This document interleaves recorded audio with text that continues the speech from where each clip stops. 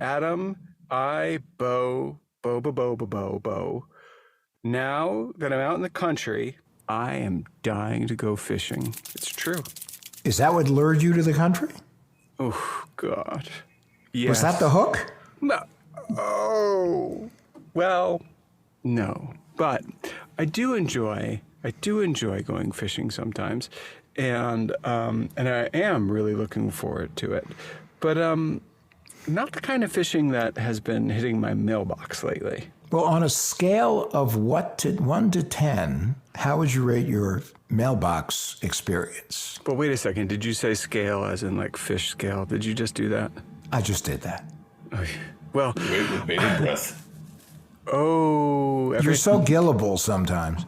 Okay, now it's getting bad because bated breath is with no I and gillable was spelled wrong. But here's the deal. I've been getting... I'm Finn-ish now. You're not Finnish, you're Jewish. And and me too. And I have to say that just to check in, I am getting fished a lot and it's my fault. What did you do, Bo? I called up one of my fishing guys. And I taunted him. Taunted? How so? Yeah, I kind of let him think that maybe I was going to give him money when I wasn't. Oh, the old Seinfeld routine, eh? Yeah, anyway. Hi there. I'm Adam Levin, former director of the New Jersey Division of Consumer Affairs, founder of CyberScout, author of the book Swiped, How to Protect Yourself in a World Filled with Scammers, Fishers, and Identity Thieves. And I'm Bo Friedlander. I live in the woods, and sometimes I feel like I'm in the woods when it comes to things cyber. I'm Travis Taylor, resident tech guy. So I understand that we're talking catfishing today. We are, and it's a big problem, a very big problem, and it hits an awful lot of people all over the world.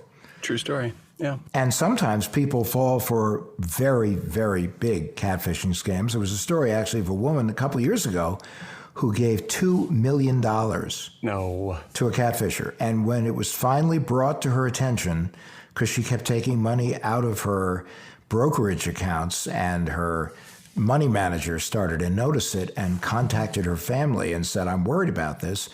They investigated, they found out what it was, they presented it to her, and she still said, okay, I hear what you're saying and I understand it, but in my heart, I still think he loves me. Gosh. Wait, and you said $2 million? $2 million. So we're welcoming to the show Mary, and Mary is a friend of our producer, Tina, and she has now immediately become our friend, Adam, Bo, and Travis. And She's already my very best friend. I don't know if she's your friend. A former radio personality. Sounds like she still is a radio personality. Well, certainly she's got a huge personality. It's filling up the studio. But before we get to Mary's story, there's something about Mary that we should talk about. Someone had to say that. So Mary, you live in Seattle, right? Yes, sir. And what do you do now that you're not radioing it? Well, now that I'm not radioing, and hardly anyone is anymore, when radio ended, I thought, it's time to cook, because I've always loved to cook. But at the same time, I had some physical problems. So anyway, long story short, I started learning how to cook with cannabis. So now I'm a cannabis chef. I've written 2 cookbooks. I have classes every week. And I teach people, it's not just about getting high, though that's a glorious side effect. But really, a lot of people need to know how to get off their pills and how to get better and how to feel better and how to not be assholes. And cannabis is awesome for that. So that's what I do. I teach people. So weed can make you be not an asshole. Yes. Because look at me, Bo. I used to be so cranky and mean, and now I'm just chill. So it's like the advertising slogan should be, wanna not be an asshole? There you go, yeah. Get high on weed. It would work. No. Yeah, never mind. But yeah, cannabis is, it's really fun to teach people not only, how to cook, but how to make themselves better. Whether that's physical or, spiritually or however that works for them. Because it really helped me a lot. got over my pain, don't take any pills anymore of any kind. So it's been really cool. The challenge, of course, is with a lot of cannabis businesses, you can't really advertise like you would like to. There's a lot of restrictions, but I figure I'm doing the Lord's work, and it's important. So that's what's happening. Well, listen, you can't get higher than the Lord, so therefore, I understand you're bringing yourself closer to God. I think that's a great right, baby. Real close. Now, you have a pretty fascinating story, and it's not uncommon. We don't hear about it a lot because the truth is, many people who are victimized in situations like this don't want to talk about it. Yeah. And it's so important that people do talk about it because it's very important for everyone to understand how dangerous it can be out there in terms of certain relationships. And that's why we're excited you could join us on the show. So why don't you tell us a little bit about what happened? Well, I have been single now for a beautiful, glorious, just lovely 3 years. And of course, a year and a half of that has been pandemic. So that's been a little tough. But I've been dating anyway because, I made people get tests. But what happened, and this has happened a couple of times to me, because like I said, 3 years, right?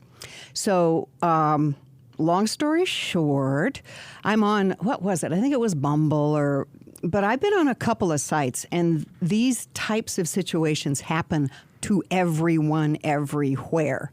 And the setup is so classic. It's set up to just get you, right? Because, us ladies, we got the emotions. So I'm, checking out OkCupid. And then I looked at this guy, and look, he's an attractive gentleman, so I read the info. And, look, he's a retired doctor. Oh, okay, that's nice. Oh, he's a widower. Oh, right. So right there, you get a little hook in your heart, because, a widower. And then, adult children, looking for the next stage in life. I mean, just really well written. And, of course, I go check him up on LinkedIn. And, he's got this beautiful profile, right?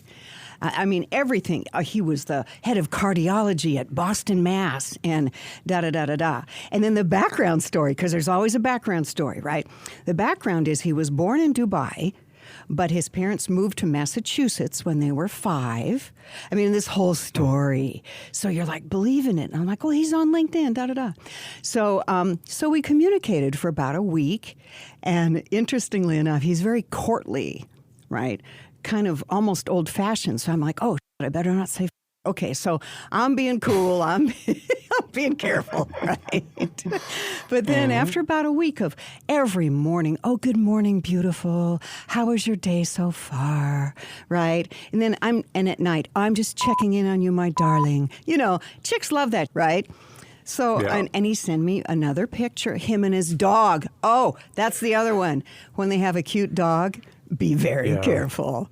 So all these little things are starting to, my little heart, right? But then, I've got to go to Dubai. I'm setting up a free clinic. I'm like, wow, good work, doc. Yeah. So I'll talk to you in a couple days. So I get a call from Dubai because the number was like from there. So I answer, and it's him, but he has a very strange voice. He sounds really young and kind of urban, I'm like, well, that's odd. And we didn't talk very long because it was a bad connection. So then, it was so lovely to talk to you, my darling Mary. And, but I'm having some problems here in Dubai. This is where it gets tricky, you guys. Okay, this is when you got to really get your antenna up.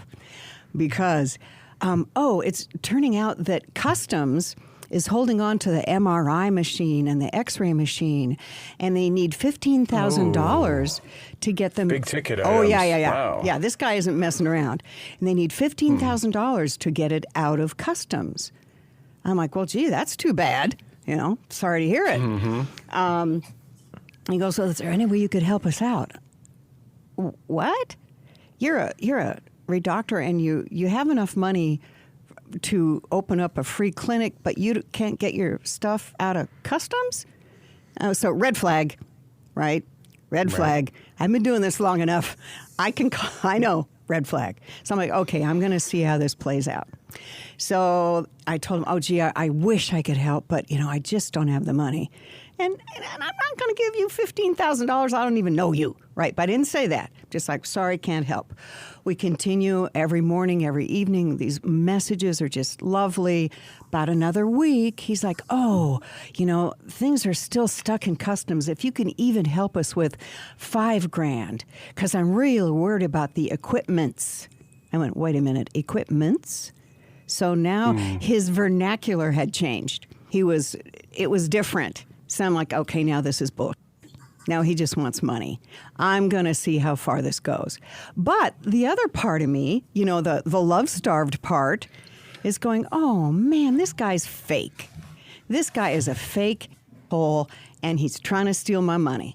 So I got a question. Question before you keep going. So you were thinking at this point that he was for real, or you still wanted him to maybe be for real? Or you were quite certain he was not for real? Well, that's a good question. I think after the first request for money, I was like, oh, crap, he's not real. But he still might be. Maybe there's some weird situation. So you're in maybe that was a maybe with him right now. Yeah, but the second request for money, that was no. This is wrong. All right, so now you're in no land now. Yeah. Nolandia. Yes. Nolandia. Okay, where we say no and we just say no and then we scowl. Yeah. So in Nolandia. Mm-hmm. I actually am from Nolandia, Bo from Nolandia, and I take great joy when I come upon someone I want to say a hearty no to, in stringing them along if I know they're a scammer. Yes. So it sounds like you might have done that. What did you do? What did you do to this guy? Well, Bo, what I did was, oh gosh, I'm so sorry, So another couple of days, and he's doing the romantic morning greeting, the romantic evening greeting, but I could tell things were getting shorter. Right? So finally, after about another week, because it was almost 3.5 weeks of this crap, finally he goes, oh, okay, things are okay. We got the equipments, but my assistant doesn't have a passport. How did he get there in the first place? My assistant needs help buying his return plane ticket home. What? So if you could send $3,000, that would really help. And that's when I went, this is bull. You're full of crap. Leave me alone. Lose my number.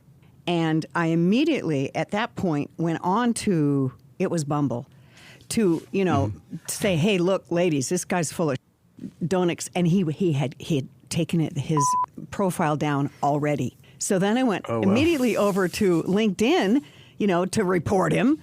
He was gone. So this is obviously, it felt like to me, 2 or 3 guys, and obviously younger, and this is their deal. But I'll tell you, I put this on Facebook because, I broadcast, and several women got in touch. This apparently, the widower is a big deal, and them working away, like on an oil rig or a different country, that's a big deal. So that's a big sign right there, Yeah. But ladies, I mean, honestly, because I'm, an older gal, and you get lonely as well as horny, but mostly, you kind of want somebody around, and you want to, roll around naked, and you want to be appreciated. And here's this, ostensibly doctor, educated, da-da-da-da-da. A doctor, I mean, he'll know exactly how to roll around, potentially. Exactly. They know where all the buttons are, Yeah, So. Yeah, I get it. And then if your back hurts after rolling around, maybe they can help you. It's one-stop shopping, but you don't need that because you have cannabis. Indeed, cookies, I'm always chill. Okay. Oh, I love the blushing guy. He's so cute, Travis. Are you a virgin, Travis? Come on, buddy. No, but I'm very prudish. Oh, well, yeah. Stick around, baby. It's okay. All right. Mary. Travis is a cyber doctor. Yeah. Oh, a He's a cyber doctor. Yeah. One of the things that that happens with these catfishers is that they'll set up multiple accounts, And when they have a live wire, they dedicate that account to the live wire. And when it goes south, they delete it. So when you report them, you're the only person they were working on that account. Oh. Now, there's tons of accounts, and the stories may be very similar. They may be using the exact same story, Right. but the images and the profile will be different. So he may literally be waking up in the morning and typing, "Good morning, my darling," to "Good morning, my darling. Good morning, my darling. Good morning, my darling," to like 7 people. "Good morning, my darling." And then, his partner's like, "Did you just type equipments? Did you do that?" No, you did He's equipments. Like, "Oh." So He might be saying to someone, "Hello, my precious pussycat." Oh, yeah. Who knows, Indeed. man? So that's part of what you ran into, Yeah. right? But it's the lure of saying just all the right things. Yes. And can I ask you a question? Certainly. Was this an attractive doctor? That's the thing. Of course. Yeah, I don't go for no ugly doctors, But the picture, he's nice gray beard, bald, Yeah. very attractive. And then what these guys did? They're smart. They sent pictures from Dubai. And because the picture guy had a mask on, he had a bald head and a gray beard and a mask. So it looked like the same guy. And they sent pictures from, here I am at the market. Here's that weird wall with the divers coming down the side. I mean, 3-4 pictures from Dubai with this guy who looked like the guy. He wasn't the guy. There was no guy. It was Adam. Yeah, it was Adam. Actually, it was I've told you to stop doing this to people, and you keep doing it. Damn it, It was Adam. actually the now former president of Afghanistan. But, Oh, yeah. Oh boy. No, but these are the teachable moments here for everyone. Yep. And one of the first things is that these folks come out of nowhere and then they build a profile and then they come on really strong. After like 1 or 2 communications, it's like, "I want to marry you," or "I want to have your baby," or the list goes on of what they want to do. Yeah. There's always drama involved. Yes. Yeah. There's something in the way, right? And there's always a situation where they would love to communicate with you, but they can't really do it because there's a problem with their phone or their internet is an issue or something. There's that's right. always there's always a reason why, and then they lure you in, and then that's when they throw the bait in front of you, and then say, "So this is what I need." Yeah. And it could be something as little as a plane ticket, all the way up to. I did a show many years ago with 2 women who were home health care providers. Okay. And it was a TV show, and they were in their 50s, and each one of them was successfully catfished by a different person to the tune of over $60,000. They actually forked money over? They forked over $60,000 each. Oh my God! And they're home health ladies. They were home health care providers, home nursing. And of course, at this particular moment in our history, there's a lot of people that are involved in home health care. Yeah. And especially with the concerns over COVID and the fact that people would like to stay out of nursing homes and rather be helped at home. So there are people on the prowl for all kinds of people, and they're definitely looking for people who are more amenable to the heartfelt pitch. Yep. And I hate to admit it, but a lot of us, divorced, single, whatever ladies of a certain age, I'm going to say over 50, you think you know what you want, and you assume that everyone else is like you are, kind of, nice to people, and I don't lie, I'm not going to try and steal. You kind of figure everybody's like that, and everybody wants to help. I know one of the women that replied to that Facebook post of mine, her mom is still sending money to a guy on an oil rig. What? Yeah. And she can't get her mom to stop. So what you guys are doing, this program, hopefully will really help, because there are lonely ladies out there who are just certain that, George is going to come off the oil rig and make him happy. And well, if George is making her happy by letting her send money, and it's not putting her in the poorhouse, part of me just says, go ahead. But I mean, yeah. But the thing, I actually have a follow-up question to something Adam said, which is true of these particular scams.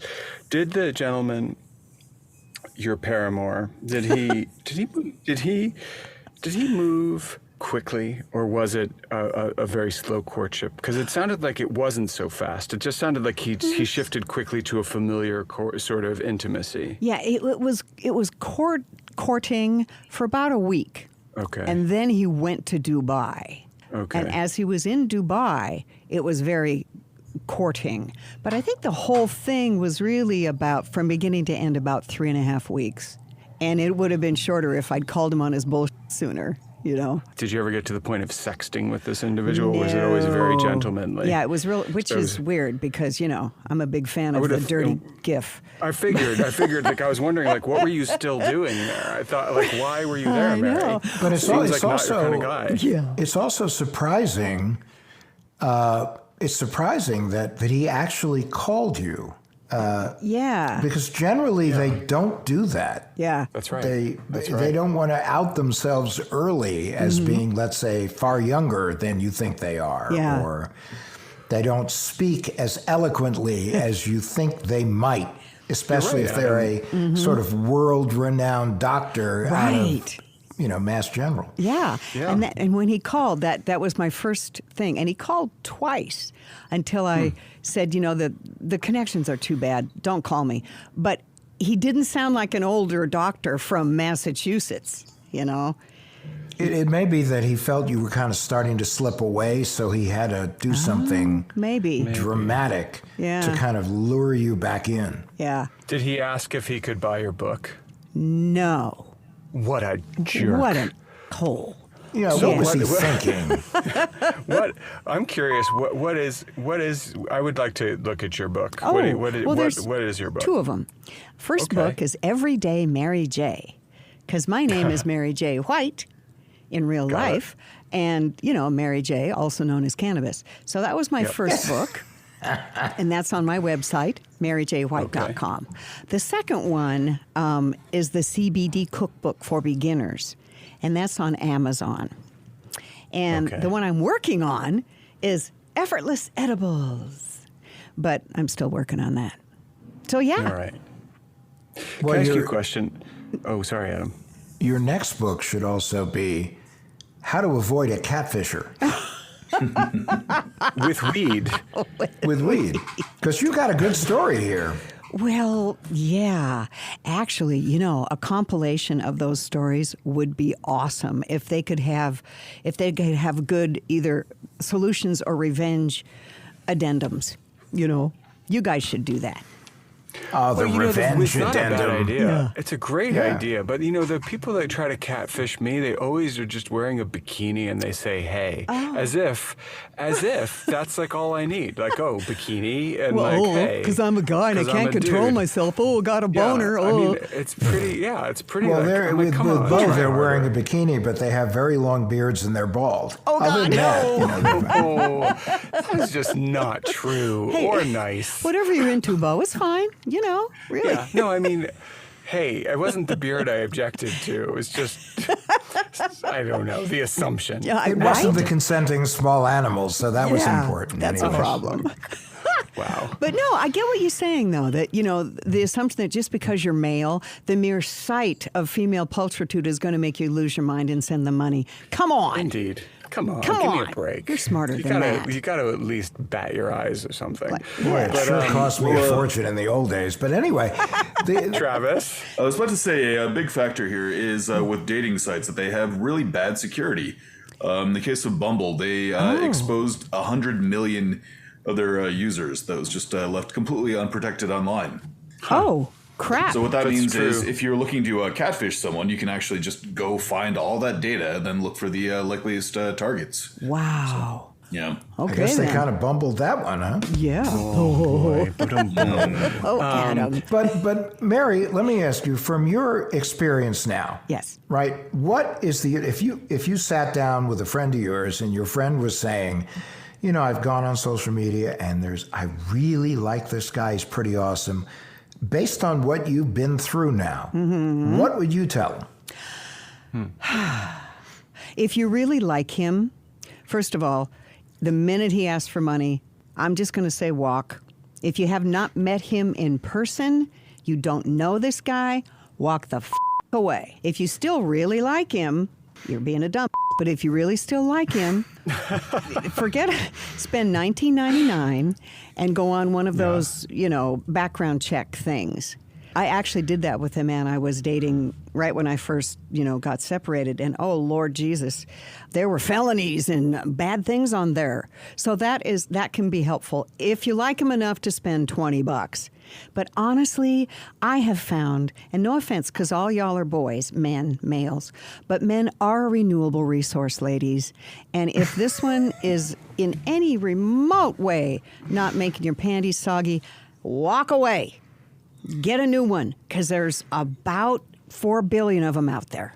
That would be. Bo and I are wasting resources. So, I mean, hey, Travis is the young guy, but the rest of us. Speak for yourself. I don't know, No, man. Bo's got it going on, baby.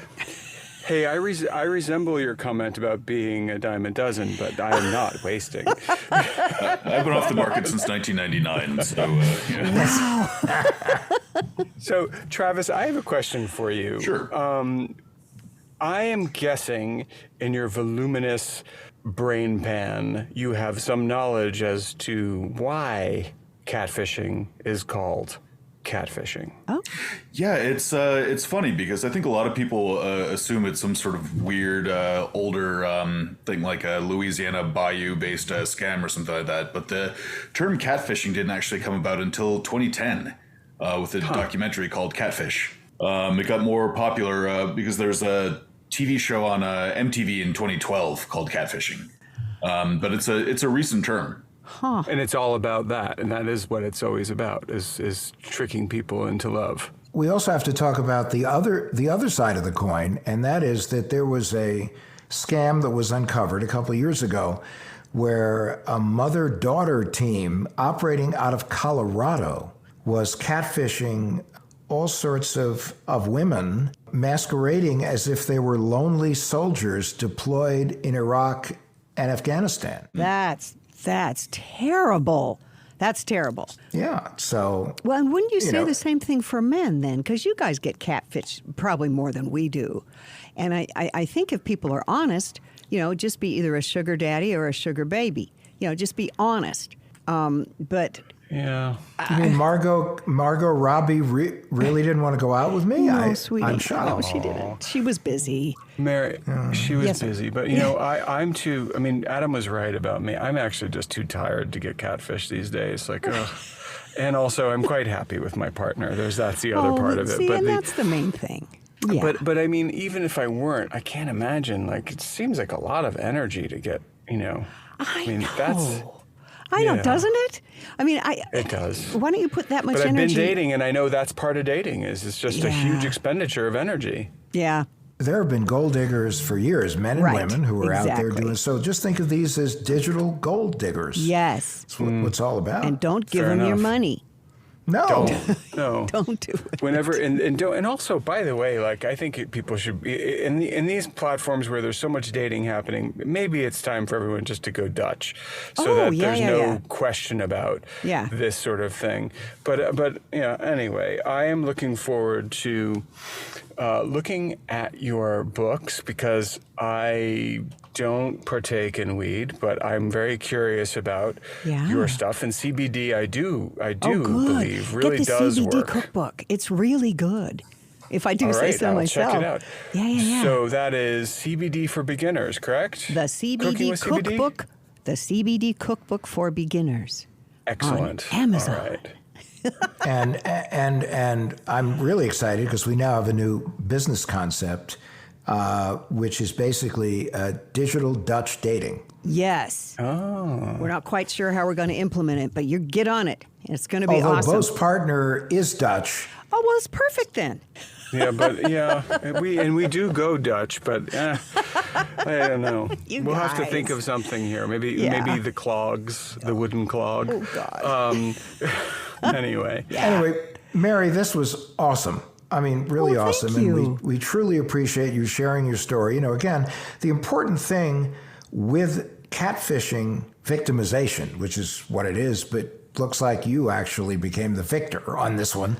Yeah. Is that so many people don't want to talk about it. And they, I had a case once involving a company that I used to own where we had a nice lady who was willing to go on and talk about it, and then her daughters convinced her not to do it because they felt that it would be too embarrassing for her to talk about.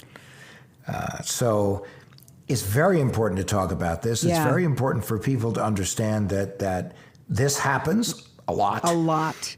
And that the victors are the people who are willing to say, I made a mistake, or I didn't fall for it. Yep. And here's why you shouldn't fall for it. And here's what you should be doing in order to make sure that you don't fall for it. Exactly. Right. Good job, you guys. Well, I just hope people listen and it can help, because it breaks my heart to think that ladies are giving away money to men who aren't real, you know?